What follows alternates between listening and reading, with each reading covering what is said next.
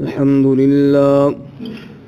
لله وكفى والصلاة والسلام على خاتم الرسل وسيد الأنبياء وعلى آله وأصحابه الأتقياء. أما بعد فأعوذ بالله من الشيطان الرجيم. بسم الله الرحمن الرحيم. يسألونك عن الخمر والميسر قل فيهما إثم كبير ومنافع للناس وإثمهما أكبر من نفعهما ويسألونك ماذا ينفقون قل العفو كذلك يبين الله لكم الآيات لعلكم تتفكرون في الدنيا والآخرة. ويسألونك عن اليتامى قل إصلاح لهم خير وإن تخالطوهم فإخوانكم والله يعلم المفسد من المصلح ولو شاء الله لأعنتكم إن الله عزيز حكيم. يسألونك عن الخمر والمیسر، سوال کرتے ہیں آپ سے شراب اور جوئے کے متعلق. قل فیہما اسم کبیر، آپ کہہ دیجئے ان دونوں میں بہت بڑا گناہ ہے. ومنافع للناس، اور نفع کی چیزیں ہیں لوگوں کے لیے. واسمہما اکبر من نفعہما، اور ان کا گناہ بہت بڑا ہے ان کے نفع سے. وَيَسْأَلُونَكَ مَاذَا يُنْفِقُونَ، اور آپ سے یہ سوال کرتے ہیں کہ کیا خرچ کریں وہ. قُلِ الْعَفْوَ، آپ کہہ دیجئے زائد مال. كَذَلِكَ يُبَيِّنُ اللَّهُ لَكُمُ الْآيَاتِ، اسی طرح بیان کرتا ہے اللہ تمہارے لیے آیات. لَعَلَّكُمْ تَتَفَكَّرُونَ، تاکہ تم غور و فکر کرو. فی الدنیا والآخرہ، دنیا اور آخرت میں. وَيَسْأَلُونَكَ عَنِ الْيَتَامَى، اور سوال کرتے ہیں آپ سے یتیموں کے متعلق. قُلْ إِصْلَاحٌ لَهُمْ خَيْرٌ، آپ فرما دیجئے اصلاح کرنا ان کے لیے بہتر ہے. وَإِن تُخَالِطُوهُمْ، اور اگر تم ملا لو ان کو. فَإِخْوَانُكُمْ، پس وہ تمہارے بھائی ہیں. واللہ یعلم المفسد من المصلح، اور اللہ تعالیٰ جانتا ہے فساد کرنے والے کو اصلاح کرنے والے سے. وَلَوْ شَاءَ اللَّهُ لَأَعْنَتَكُمْ، اور اگر اللہ تعالیٰ چاہتا تمہیں مشقت میں ڈال دیتا. ان اللہ عزیز حکیم، بے شک اللہ تعالیٰ غالب حکمت والا ہے. سبحان ربک رب العزت عما یصفون وسلام علی المرسلین والحمد للہ رب العالمین. اللہم صل علی محمد وعلی آل محمد كما صليت على إبراهيم وعلى آل إبراهيم إنك حميد مجيد. اللهم بارك على محمد وعلى آل محمد كما باركت على إبراهيم وعلى آل إبراهيم إنك حميد مجيد. معزز سامعین، سورۃ البقرہ کا 27واں رکوع آیت نمبر 219 اور 220 آپ کے سامنے تلاوت کی ہیں. اللہ رب العزت ان کے مطابق صحیح بیان کی توفیق عطا فرمائے اور ہمیں قرآن و سنت پر عمل کرنے کی توفیق عطا فرمائے. اس سے قبل آپ نے سنا کہ اللہ رب العزت نے قتال فی سبیل اللہ کا حکم ارشاد فرمایا، اور اس کے بعد حرمت والے مہینوں میں لڑنے سے متعلق ایک شبے کا جواب دیا کہ حرمت والے مہینوں میں قتال گناہ ہے، لیکن جو اعتراض کرنے والے ہیں ان کو بھی اپنے گریبان میں جھانکنا چاہیے وہ خود کتنے بڑے گناہ کر رہے ہیں. اور آخر میں گزشتہ سبق کی آخری آیت میں فرمایا جو ایمان لائے اور جنہوں نے ہجرت کی اور جہاد فی سبیل اللہ کیا، اصل اللہ کی رحمت کے یہی لوگ حقدار ہیں۔ آج کے سبق میں پھر اصلاح معاشرہ کے لیے، معاشرہ کی برائیوں کے خاتمے کے لیے اللہ رب العزت نے شراب، جوا اور یتیموں کا مال کھانا، ان تین برائیوں سے منع کیا، اور ساتھ میں اللہ رب العزت نے فرمایا کہ زائد مال اللہ کی راہ میں خرچ کرنا چاہیے۔ ارشاد فرمایا یسألونک عن الخمر والمیسر، سوال کرتے ہیں لوگ آپ سے شراب اور جوئے کے متعلق۔ جب نبوت کا زمانہ دور ہو جاتا ہے اور اللہ کے نبی علیہ السلام دنیا سے چلے جاتے ہیں اور لوگ آزاد ہو جاتے ہیں، ان کی نگرانی کرنے والا کوئی نہیں ہوتا، تو پھر معاشرے میں بہت سی برائیاں جنم لیتی ہیں۔ اور یہ بات اللہ کے نبی کی صحبت میں رہ کے اتنی نہیں ہوتی جتنی بعد میں ہوتی ہے۔ آپ خود دیکھ لیجئے، ایک انسان ایک اچھی محفل میں جب بیٹھا ہو، اب بھی کسی اللہ والے کے پاس بیٹھا ہو، مسجد کا ماحول ہو، تو کتنی برائیوں سے بندہ خود بخود دور ہو جاتا ہے۔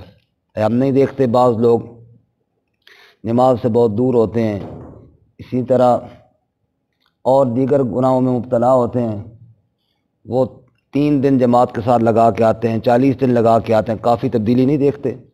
وہ صرف صحبت کا اثر ہوتا ہے کہ جیسی محفل ہوتی ہے اس صحبت کا اثر ہوتا ہے، اور پھر جب اللہ کے نبی کی صحبت ہو، اس سے بڑی تو اور صحبت ہے کوئی نہیں دنیا میں، تو وہاں پر خود بخود اس صحبت کے اثرات سے انسان گناہوں سے بچ جاتا ہے، محفوظ ہو جاتا ہے۔ لیکن جوں وہ نبوت کی صحبت سے دوری ہوتی ہے تو پھر انسان کے اندر غلطیاں کوتاہیاں جنم لینا شروع کر دیتی ہیں۔ علماء فرماتے ہیں انسان کی مٹی سے بنا ہے نا، وہ مٹی ہی کی طرح ہے۔ مٹی میں آپ دیکھیں زمین میں جڑی بوٹیاں خود بخود اگاتی ہیں، لیکن کبھی ہم نے یہ نہیں دیکھا کہ فصل خود بخود اگ گئی ہو، کہ جناب گندم خود بخود ہو جائے، چاول خود بخود ہو جائے، نہیں، ایسا نہیں ہوتا۔ فصلوں کے لیے محنت کرنی پڑتی ہے، اس میں جناب پہلے زمین کو ہموار کرو، اس میں ہل چلاؤ، پھر اس میں پانی لگاؤ، پھر اس میں جناب بیج ڈالو، پھر کھاد ڈالو، اور پھر اس کے بعد جڑی بوٹیاں تلف کرو، بڑی محنت ہے، تب جا کر کہیں فصل تیار ہوتی ہے۔ لیکن جڑی بوٹیوں کے لیے کوئی محنت نہیں ہے، آپ چھوڑ دیں خود بخود اگ جائیں گی۔ یہی مثال ہے کہ معاشرے میں اچھائیوں کے لیے بڑی محنت کرنی پڑتی ہے، کسی انسان کو سیدھے راستے پہ لانے کے لیے خوب محنت کرنی پڑتی ہے، لیکن اس کو برے راستے پہ چلانے کے لیے کوئی محنت نہیں ہے، بس آپ چھوڑ دیں، وہ خود بخود جڑی بوٹیوں کی طرح برائیاں اس میں اگنا شروع ہو جائیں گی۔ تو انبیاء علیہ الصلاۃ والتسلیمات سے جو معاشرہ دور ہوا، ان میں برائیاں طرح طرح کی آنی شروع ہو گئیں، حتیٰ کہ حضرت سیدنا عیسیٰ علیہ الصلاۃ والسلام کے زمین سے اٹھا لے جانے کے بعد جناب رسول اللہ صلی اللہ علیہ وسلم تک کا جو زمانہ ہے، اس کو زمانہ فطرت کہتے ہیں۔ فطرت سے مراد انقطاع نبوت سے علیحدہ جو وقت گزرا ہے۔ اس زمانے میں اتنی جنم لی برائیوں نے، اتنی برائیوں نے جنم دیا کہ آپ جانتے ہیں کہ توحید کے مقابلے میں شرک آیا، اور یہاں تک آیا کہ عرب کا ایک انسان سفر پہ جا رہا ہے تو 4 پتھر اٹھاتا ہے، 3 کا چولہا بناتا ہے اور چوتھے کو معبود بنا لیتا ہے۔ مطلب اتنی ذہنی طور پر وہ گر گئے۔ اللہ کہ یہ نہیں سوچتا کہ یہ پتھر بھی وہیں سے اٹھایا جہاں سے میں نے چولہے کا پتھر اٹھایا ہے، لیکن کہتا جی اس کے اندر بس وہ کوئی روح سرایت کر گئی ہے اور یہ جناب اب میری مشکلیں حل بھی کر دے گا۔ بیٹیوں کو زندہ دفن کیا جا رہا ہے، اور سود پہ سود اضعاف مضاعف آ گیا، آنے والے انشاءاللہ ہم پڑھیں گے۔ اور سود کے اندر ایسے جکڑا ہوا ہے، امیر آدمی خون پی رہے ہیں غریبوں کا، اور اسی طرح جناب میراث میں عورتوں کو کچھ بھی نہیں دیا جاتا، یتیموں کو کچھ بھی نہیں دیا جاتا، بس وہی میراث میں حصہ لے گا جو گھوڑے کی پشت پر بیٹھ کر لڑائی کرنا جانتا ہو، اور جو لڑائی نہ کر سکتا اس کو میراث میں کوئی حصہ نہیں ہے۔ اسی طرح باپ کی منکوحہ سے نکاح کیے جا رہے، سوتیلی ماں سے نکاح کیے جاتے تھے، اور جس طرح باپ کی باقی میراث تقسیم ہوتی سوتیلی ماں کو بھی اسی طرح مال سمجھ کے تقسیم کر دیا جاتا، نعوذ باللہ من ذالک۔ اور قتل و غارت وہ تو اتنی عام تھی کہ اللہ فرماتا ہے وَكُنْتُمْ عَلَىٰ شَفَا حُفْرَةٍ مِّنَ النَّارِ فَأَنْقَذَكُم مِّنْهَا، بالکل جہنم کی گڑھے کے کنارے پہ تھے، تو اللہ نے نبی بھیج کر وہاں سے کھینچا، نبی پاک صلی اللہ علیہ وسلم نے وہاں سے ہٹایا۔ غرضے کے وہ کون سا جرم تھا جو وہاں نہیں ہوتا تھا؟ انہی جرائم میں سے ایک یہ شراب اور جوا بھی تھا۔ اور شراب تو ایسے رچی بسی ہوئی تھی، گھٹی میں پڑی ہوئی تھی، جیسے آج ہمارے ہاں جس چائے کے بغیر نظام نہیں چلتا۔ جگہ جگہ دیکھو نا، یہاں سے آپ جائیں یہ کھنہ پل تک جائیں تو گنتے جائیں کتنے ہوٹل بنے ہوئی ہیں، یعنی اتنا عام ہو گیا ہے۔ ایسی وہاں پہ شراب عام تھی، اور اسی طرح جوا اور جوئے کے ذریعے دوسرے کا مال بٹورنا، یہ ساری برائیاں وہاں پہ تھیں۔ اور اللہ تعالیٰ نے ان ساری برائیوں کو قرآن کریم میں اس جملے میں بند کیا وَإِن كَانُوا مِن قَبْلُ لَفِي ضَلَالٍ مُبِينٍ۔ میرے محبوب صلی اللہ علیہ وسلم آپ کے آمد سے پہلے یہ سارے کھلی گمراہی کے اندر مبتلا تھے، ضلال مبین، کھلی گمراہی۔ اب اللہ کے نبی صلی اللہ علیہ وسلم تشریف لائے، آپ نے معاشرے کی اصلاح فرمائی، ظلم نہ کرو لوگو، دوسروں کے حق نہ دباؤ لوگو، دوسروں کے ساتھ زیادتی نہ کرو لوگو، کسی کی چیز کو اس وقت تک تمہارے لیے جائز نہیں ہے جب تک وہ طیب نفس اور خوشی کے ساتھ تمہیں نہ دے لوگو۔ ایک ایک بات آپ نے بتائی۔ اب لوگ جب ایمان قبول کرتے پھر وہ پوچھنے بھی لگے کہ یہ چیز اس کے بارے میں کیا حکم ہے، اس کے بارے میں کیا حکم ہے، اور لوگ جب پوچھتے تو اللہ تعالیٰ جواب عطا فرماتے۔ یسألونک عن الخمر والمیسر، آپ سے لوگ پوچھتے ہیں شراب اور جوئے کے متعلق، یعنی لوگ پوچھتے ہیں کہ اب یا رسول اللہ ان کے بارے میں اب کیا حکم ہے؟ شراب تو ہم دڑا دڑ پی رہے ہیں۔ اچھا، باقی یہ بات ذہن میں رہے کہ باقی باتوں کو چھوڑنا آسان ہوتا ہے، لیکن جو نشہ ہے نا اس کو چھوڑنا اتنا آسان نہیں ہوتا، نشے کو چھوڑنا اتنا آسان نہیں ہوتا۔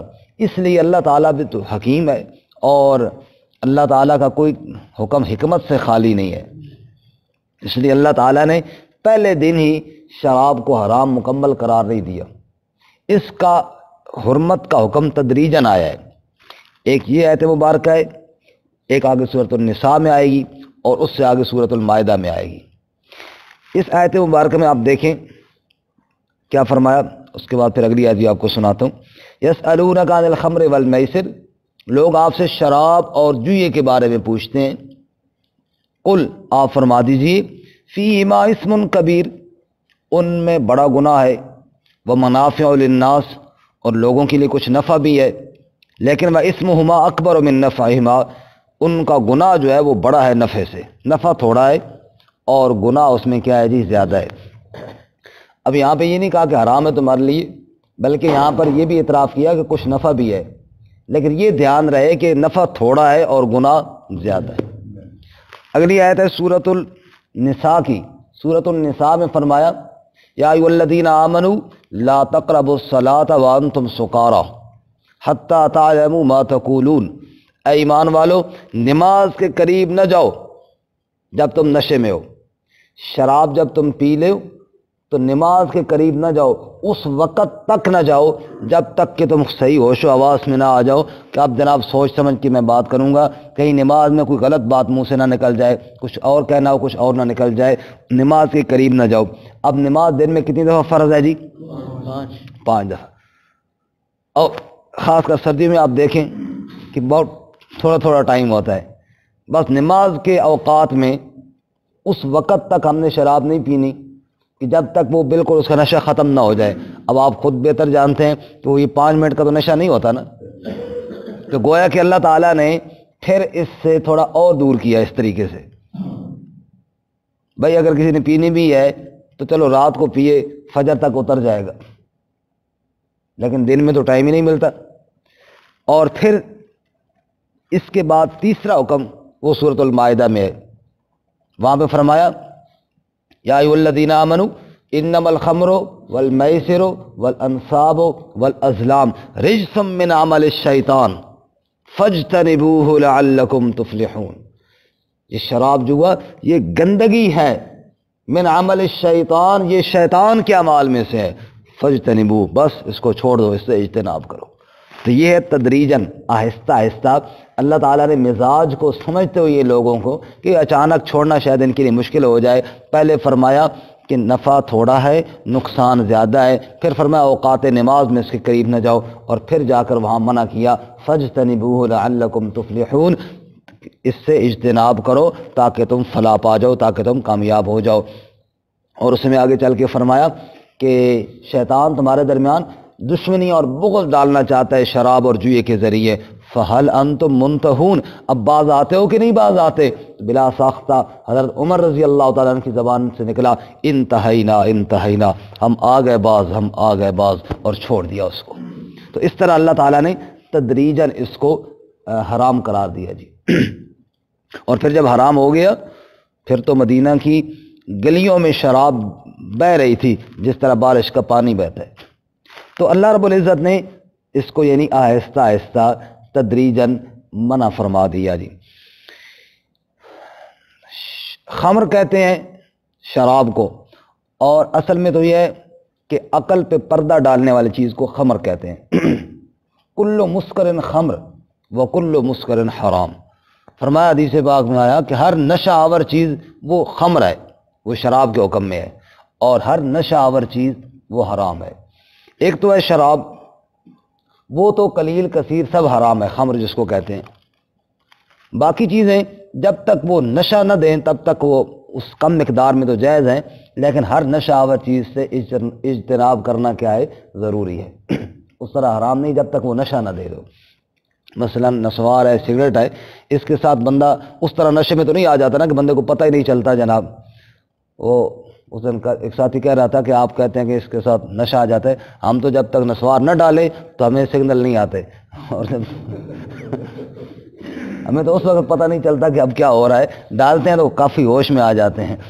تو اس طرح بھی بات ہو جاتی ہے، لیکن جب تک یہ نشہ نہ دے تب تک حرام ان کو نہیں کہا جا سکتا، تاہم بچنا پھر بھی افضل ہے، کیونکہ خطرہ تو ہے نا جی، جو چیز اچھی نہیں ہے اس سے اجتناب ہی افضل ہے۔ اللہ تعالیٰ نے ماں کے پیٹ میں انسان کو ناف کے ذریعے خوراک مہیا کی تاکہ اس کا منہ گندا نہ ہو، اور ہم نے جناب منہ میں سگریٹ کیا تھے، نسوار کیا تھے، تون کے جناب منہ اتنا گندا کر رکھا ہے کہ منہ کو صاف رکھنا چاہیے۔ رسول اللہ صلی اللہ علیہ وسلم نے ارشاد فرمایا کہ یہ جو پیاز وغیرہ ہیں ایسی سبزی کھا کے مسجد میں نہ ہو، کیوں؟ منہ کی بدبو۔ مسواک آپ کی محبوب سنت کیوں ہے؟ تاکہ منہ کو صاف رکھا جائے۔ رسول اللہ صلی اللہ علیہ وسلم گھر میں تشریف لاتے مسواک فرماتے، ہر نماز کے ساتھ مسواک کا حکم دیا، فرمایا کہ منہ کو صاف رکھو، فرشتوں کو اذیت ہوتی ہے منہ کی بدبو سے جیسے انسانوں کو اذیت ہوتی ہے، تو اس لیے صاف رکھنا ہی افضل ہے۔ تاہم حرام نہیں کہا جا سکتا اس چیز کو جب تک اس میں نشہ نہ ہو تو۔ اچھا، جس کو اللہ تعالیٰ نے حرام کیا ہے اس میں شفا بھی کوئی نہیں، یہ بات بھی ذہن میں رہے۔ جس کو اللہ تعالیٰ نے حرام کیا ہے اس کے اندر او جی میں صحت واسطے کھا رہا ہوں تو بیماری واسطے کھا رہا ہوں، تو جس کو اللہ تعالیٰ نے اتنی حلال چیزیں بنائی، اور آج کل کے دور میں تو الحمدللہ اللہ تعالیٰ کا شکر ہے کہ بے شمار میڈیسن تیار ہو چکی ہیں ہر بات میں، اس لیے آج کل تو ضرورت ہی نہیں ہے کہ بندہ کہے کہ میں حرام کھاؤں، جن اس کے علاوہ اور علاج کوئی نہیں ہے، علاج الحمدللہ ہر چیز کی موجود ہے۔ یسألونک عن الخمر والمیسر، اسی طرح دوسری چیز میسر ہے جی، جوا، قمار بازی، جوا، جوئے کے ذریعے شرط لگا کر دوسرے کا مال بٹور لیا جائے، جیسے ہمارے مختلف گیموں پہ لگائے جاتے ہیں آج کل، فلاں گیم کھیلی، فلاں اس پہ پیسے لگا لیے تو جو جیت گیا وہ لے جائے گا، دوسرا محروم رہ جائے گا۔ ایک تیسری صورت یہ ہوتی ہے کہ میں اور کوئی اور بندہ گیم کھیلتے ہیں اور تیسرا بندہ کہتا ہے، قاضی صاحب کہتے ہیں تم دونوں گیم کھیلو ادھر، جو جیت گیا میں اس کو انعام دوں گا، اس کو جوا نہیں کہتے۔ اس میں آپس میں ہم نے نہیں لگائے، نہ کسی کے نقصان ہوا، تیسرا بندہ خوشی کے ساتھ دے رہا ہے، اچھے کھیلنے والوں کو انعام دے رہا ہے، تو انعام دینا وہ جائز ہے، لیکن آپس میں پیسے لگا کر کوئی بھی گیم ہو وہ کھیلنا وہ کیا ہے؟ جوئے کے حکم میں ہے۔ اور جوا حرام ہے اس لیے بھی ہے کہ دوسرے کا مال ناحق طریقے سے لیا جاتا ہے، اور دوسرے کا مال ناحق طریقے سے لینا قرآن و حدیث بھرے ہوئی ہیں اس سے کہ کتنا سخت جرم ہے۔ تو یہ ناحق طریقے سے دوسرے کا مال لیا جاتا ہے، اور اس کے ساتھ دشمنی اور بغض بھی ہے، جیسا کہ ابھی میں نے آپ کو آیت سنائی، انما یرید الشیطان ان یوقع بینکم العداوۃ والبغضاء فی الخمر والمیسر، فرمایا شراب اور جوئے کے ذریعے شیطان تمہارے دلوں میں دشمنیاں اور بغض ڈالتا ہے۔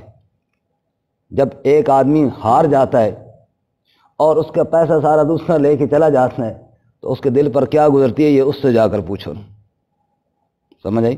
اور اللہ معاف فرمایا، ہم کئی جگہ ہمارے علاقے میں کئی جوا لوگ کھیلتے ہیں، تو پیسے ایک لگائے، پھر وہ ہارا، اگلے لگائے، وہ بھی ہارا، حتیٰ کہ سارے پیسے ختم ہو گئے۔ کئی لوگوں نے گھر لگا دیا، بھئی شاید پلٹ آئے جیت جاؤں، وہ بھی ہار گیا، وہ بھی ہار گیا۔ اور ایک واقعہ میرے علم میں ہے کہ پھر وہ ہارنے کے بعد اب نشہ ایسا ہے نا، اس نے، اور تو چیز تھی کوئی نہیں، گھر بھی لگ گیا سارا کچھ، اس نے بیوی کو لگا دیا، نعوذ باللہ من ذالک، اور وہ بھی ہار گیا، اور پھر وہ غنڈے آئے اور اس کے گھر سے اٹھا کر لے بھی گئے۔ انما یرید الشیطان ان یوقع بینکم العداوۃ والبغضاء فی الخمر والمیسر، شیطان تمہارے دلوں میں دشمنیاں اور بغض ڈالتا ہے اس جوئے اور شراب کے ذریعے، اس لیے فرمایا اس سے اجتناب کرو، اس سے اپنے آپ کو بچا کے رکھو۔ تو اللہ تعالیٰ ان بیماریوں سے ہماری حفاظت فرمائے، اور یہ روحانی بڑی گندی بیماریاں ہیں۔ یسألونک عن الخمر والمیسر، سوال کرتے ہیں آپ سے شراب اور جوئے کے متعلق، قل آپ فرما دیجئے فیہما اسم کبیر، ان دونوں میں بڑا گناہ ہے، ومنافع للناس، اور نفع کی چیزیں بھی ہیں۔ اب شراب جس نے پی ہے، اکثر لوگ جنسی طاقت کے لیے پیتے ہیں، جی وقتی طور پہ تو کچھ ہوا، وقتی طور پہ تو بڑا لطف آیا جناب، وقتی طور پہ شرابی جناب ایسے بڑھ کے مار رہا ہوتا ہے، میں یوں کر دوں، سمجھتا ہے میں شاید پتہ نہیں ابھی کیا کر لوں گا، وقتی طور پہ وہ سمجھتا ہے میں بہت نفع میں آ گیا ہوں۔ اسی طرح جوئے والا اگر جیت گیا تو پھر وقتی طور پہ تو مزے ہو گیا نا اس کے۔ وہ ایک بندے نے کہا مجھے، وہ جی میرے پتر کو سمجھاؤ، میرے بیٹے کو سمجھاؤ، تو وہ میرے ساتھ نا رکھا رکھا بولنا ہے، رکھا سمجھتے ہو نا، غصے سے بولتا ہے۔ میں نے اس کے بیٹے کو کہا یار تیرے والد صاحب نے شکایت کی ہے، اللہ کے بندے تو سمجھدار آدمی ہے، تو کیوں والد کے ساتھ اس طرح رکھا بولتے ہیں؟ تو وہ نا سر پکڑ کے بیٹھ کے کہنے لگا مولوی صاحب گل تو سنی ٹھیک ہے، بات آپ کی درست ہے، لیکن پیو میرا ہے نا، تسی نہیں سمجھنا اس۔ میں کہا کی چکر کے بات کیا ہے؟ کہتا جوا کھیلتا ہے اس عمر میں بھی، اور رکھا میں نے یہ بولا ہوں کہ تنخواہ میں لے کے آتا ہوں والد صاحب کو دیتا ہوں، وہ ماشاءاللہ جوئے میں ہار آتا ہے۔ وہ کہتا ہے وہ جیت کر آئے تو اللہ بندہ احترام کرے، وہ جیت کر آئے تو بندہ کرے احترام، وہ ہار آتا ہے پورے مہینے کی تنخواہ، اب میں گھر کا نظام کیسے چلاؤں؟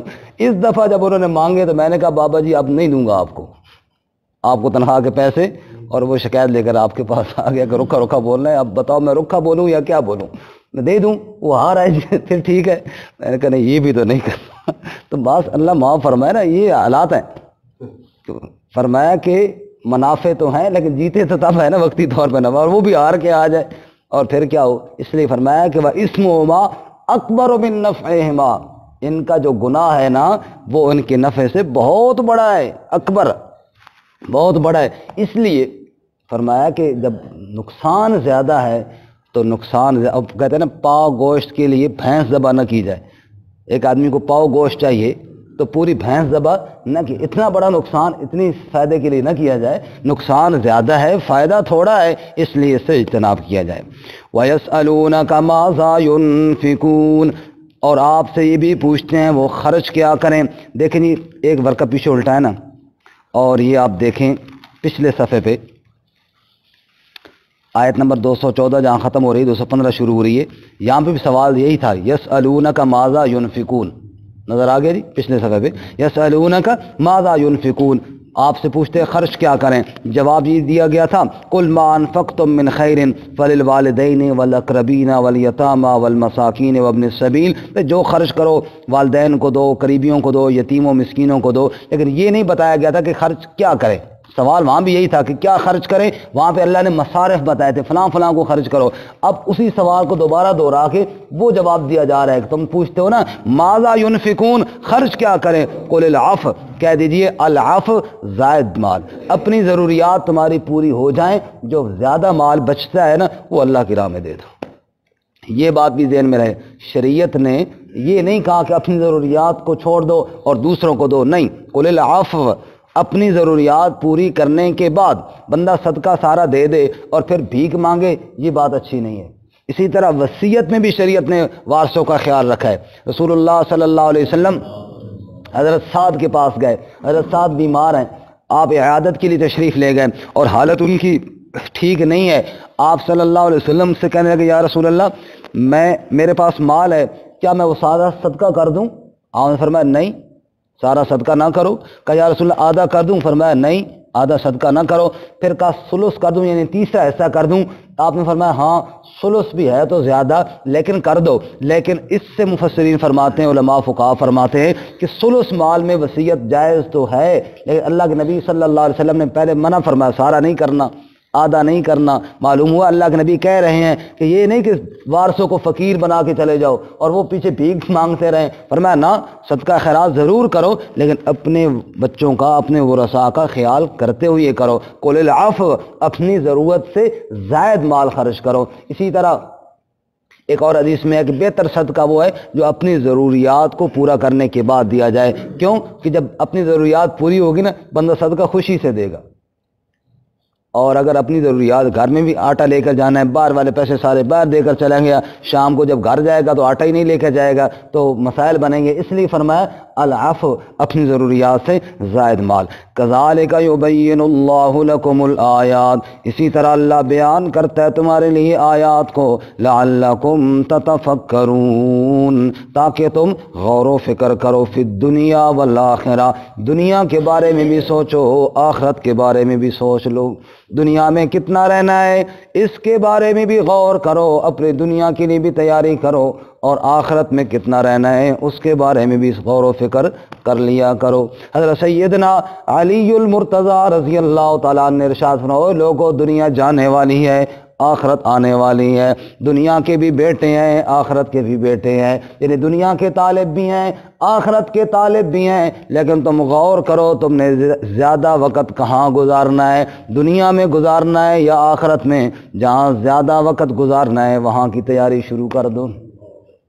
بہلول کے بارے میں آتا ہے نا، خلیفہ نے تنزیہ طور پہ مذاق میں کہا، چھڑی اس کے ہاتھ میں تھی، بہلول پاس گیا تو چھڑی اس کے ہاتھ میں تھی۔ بہلول نے پوچھا یہ چھڑی کیوں ہاتھ میں رکھی ہوئی ہے؟ کہا یہ تو لے لے۔ اور ویسے شغل کے طور اس نے کہا جو دنیا میں تجھ سے زیادہ بے وقوف ہو نا اس کو دے دینا، یعنی تجھ سے بڑا بے وقوف کوئی نہیں ہے۔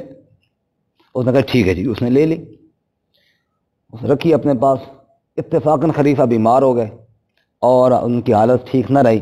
بہلول پھر آیا، اس نے پوچھا کیسی طبیعت ہے؟ انہوں نے کہا حالات بڑے خراب ہیں، لگتا ہے میرے جانے کا وقت آ گیا۔ کہا اچھا کتنی تیاری کی ہے آخرت کے لیے؟ خوب تیاری کر لی۔ انہوں نے کہا بہلول کیا تیاری کی ہے، دنیا میں ہی لگے رہے، آخرت کی تیاری کوئی نہ کر سکا۔ بہلول نے جھٹ سے چھڑی نکالی، کہا پھر یہ چھڑی لے لو، تم نے مجھے کہا تھا نا جو تم سے بڑا بے وقوف ہو یہ چھڑی اس کو دینا، مجھ سے بڑے بے وقوف تو آپ ہیں، جا رہے ہیں آخرت کے سفر پر اور تیاری کی کوئی نہیں ہے، جا رہے ہیں آخرت کے سفر پر اور تیاری کی کوئی نہیں ہے۔ اس لیے فرمایا فی الدنیا والآخرہ، دنیا میں بھی غور کر بندے، آخرت میں بھی غور کر بندے۔ وَيَسْأَلُونَكَ عَنِ الْيَتَامَىٰ، اور لوگ یتیموں کے بارے میں پوچھتے ہیں، چونکہ یتیم کا مال کھانا اتنا بڑا جرم ہے کہ اللہ قرآن میں فرماتے ہیں ان الذین یأکلون اموال الیتامیٰ ظلما انما یأکلون فی بطونہم نارا، جو پیٹ میں یتیم کا مال لے کر جاتے ہیں، اللہ فرماتے ہیں وہ یتیم کا مال نہیں، وہ جہنم کی آگ کے انگارے اپنے پیٹ میں ڈال رہے ہیں۔ رسول اللہ صلی اللہ علیہ وسلم نے ارشاد فرمایا میں نے معراج کی رات کچھ لوگوں کو دیکھا جن کے پیٹ کے اندر آگ لگی ہوئی تھی، میں حیران رہ گیا۔ میں نے جبرائیل سے پوچھا یہ کون سے بد نصیب ہیں جن کے اندر گھس کے آگ ان کو جلا رہی ہے؟ جبرائیل نے مجھے بتایا یہ یتیموں کا مال کھانے والے ہیں۔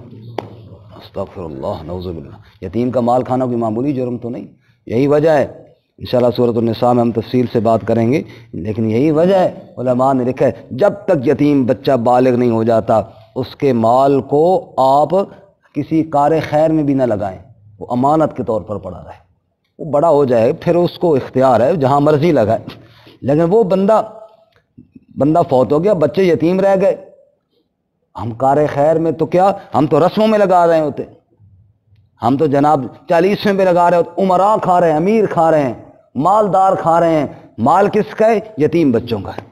اور افسوس اس پر ہوتا ہے کہ جب اوپر یہ کہا جاتا ہے یا اللہ اس دا ثواب 1,24,000 نبیوں کو پہنچا دے، شرم سے ڈوب مرنا چاہیے، شرم سے ڈوب مرنا چاہیے، مال یتیم کا کھایا جا رہا ہے، بچے چھوٹے رہ گئے ہیں اور جناب اس کا ثواب فلانے کو او یہاں تو استغفار کر، یہ کوئی نیکی کا کام کیا کہ اوپر جناب ثواب کی امید بھی رکھی ہوئی ہے، نعوذ باللہ من ذالک۔ یتیم کا مال کھانا کوئی معمولی جرم نہیں میرے بھائی، یتیم کا مال کھانا بہت بڑا جرم ہے۔ اب جب یہ یتیم کے مال کھانے کی ممانعت قرآن میں آئی، احادیث میں آئی، صحابہ تو ہماری طرح نہیں تھے نا، وہ تو ڈر گئے کہ یہ تو بڑا مسئلہ ہو گیا۔ اب اگر کسی کے گھر میں کوئی یتیم بچہ ہوتا، اس کی کفالت میں، برادری میں کوئی یتیم رہ جاتے تو گھروں میں رکھتے کفالت کے طور پر، اگر کسی کے گھر میں کوئی یتیم بچہ کفالت کے طور پر ہوتا اور اس یتیم کا مال وراثت سے بھی ہوتا تو پھر وہ اتنی وسعت بھی نہ ہوتی کہ سارا خود ہی کھلائیں، اس کو اسی کے مال سے کھلانا پڑتا، لیکن یہ بھی خطرہ ہوتا کہ بھائی اس کا مال کہیں ہمارے پیٹ میں نہ چلا جائے۔ اب کیا کرتے؟ اس کے لیے الگ سالن بناتے، اپنے لیے الگ بناتے، اس کا بچ جاتا تو خود نہ کھاتے، بچ تو جہاں بھائی بچہ ہے اس کو کیا پتہ، کئی دفعہ ضائع بھی ہو جاتا۔